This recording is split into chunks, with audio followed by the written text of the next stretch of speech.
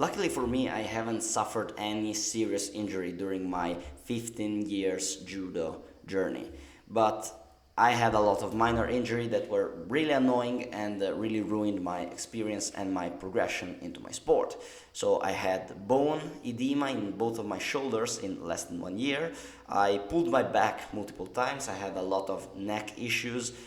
My knees got a lot of inflammation. I dealt with neck radiculopathy. Basically, is when your nerve get pinched by your vertebrae and you start to, I don't know, feel like your hand is going to sleep and it's not working properly. Not very nice, actually not very nice. So it was nothing really serious, so because I've never like dislocated my shoulder, I never broke my clavicula, I never torn my ACL, I never had all of this serious injury, but I accumulated a good dose of injury and aches to my body. And I can tell you right away that injuries cannot be 100% prevented. I was very lucky because I don't have all of these issues, but sometimes you have a bad day and you injure yourself. Shit happens, all right?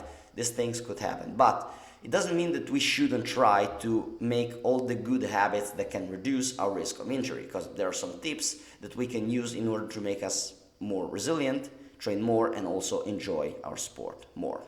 And I had a lot of different things that I used in order to reduce my risk of injury and luckily be in the form that I am today. So here's 4 things that you can do in order to reduce your risk of injury while you're during your judo practice or grappling sport practice.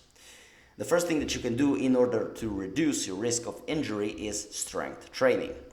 Strength with moderate to heavy loads, I'm talking about 70 to 90% of your 1 rep max, increase muscle size, bone density, ligament and tendon stiffness. So it allows your body to handle more training volume because your tissues are more strong and resilient and they can absorb more damage without the risk of a serious injury.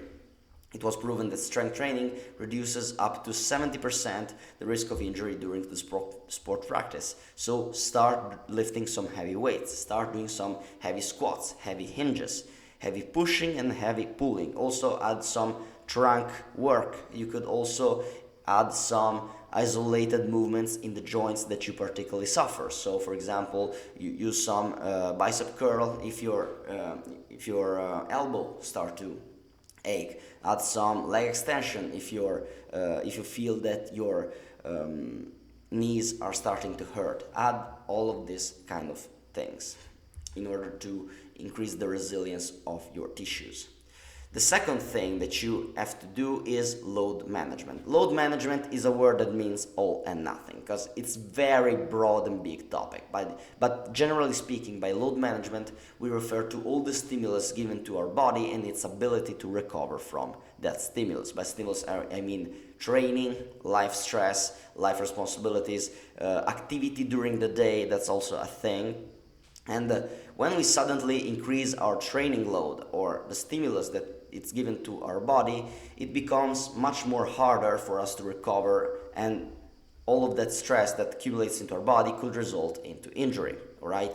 Load management would require his own video, all right? It's a very complex topic, but generally speaking, I'm going to give you these guidelines. Avoid increasing your training volume more than 10% during the week. Okay, if you jump from 1 week to another, don't increase your training volume more than 10%. When you start to perform a new type of exercise, a new type of training modality, always start with low intensity and moderate volume and increase gradually, not more than 10%, as I said before. The third thing is not going hard every day. It would kill you in a month. You can go for a month by going hard every day, not more, right? You have to use a high-low structure for a training session during the week. So basically, if you have a hard training session yesterday, go light today. And so you go light today so that you can go hard tomorrow. Don't go hard every day, because if you go hard every day, you are never going hard every day, all right? Because your body won't be recovered for you to give the intensity necessary in order to improve. So alternate heavy days with low intensity days. The third thing that you should have to consider is your sleep quality and quantity, because sleeping less than 8 hours increase by 70% your chance of injury, especially in younger and developing athletes. Because during sleep your body restores the glycogen stores, which is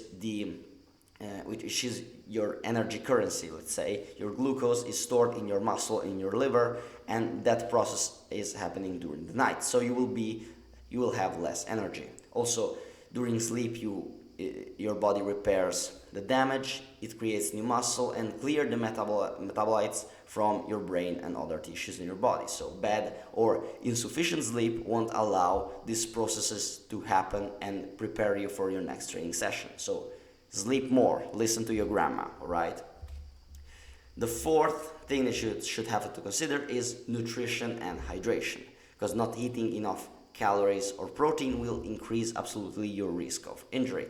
I remember personally when I was cutting to 66 kilos and I got injured every time that I was training. It was crazy. My body was constantly starving, and I remember that I was also cutting fluids in order to reduce my body weight and to enter in the competition. I remember that my bones felt like glass. I was so fragile in that moment. So if you are someone who has to keep his own body weight under control because you have to cut weight, you have to remember that to remain hydrated during your training session, not only with water, but use also salt and electrolytes. Eat at least 1.5, at least. If you are in a caloric deficit, eat even more, but minimum 1.5 grams of protein per kilogram of body weight. Eat enough calories. I know that if you are cutting weight, it's not something that you can do, but be careful with that. Also, food prepping is a good thing, so learn how to food prep in order for you not to remain starved and not eat too much shit, alright? Eat real food that will allow your body to be fueled for your next training session. And these four are the most important factors that are going to keep you resilient and will allow you to train more and more efficiently with no pain. If you like the content that I make and if you found this video useful, you can book a free 20-minute call with me so that you can have a consultation about your strength and conditioning, nutrition, training, or rehab for injury, so that I can help you with training. You can find the link down in the description. Thank you for watching. Remember to aim upward as always.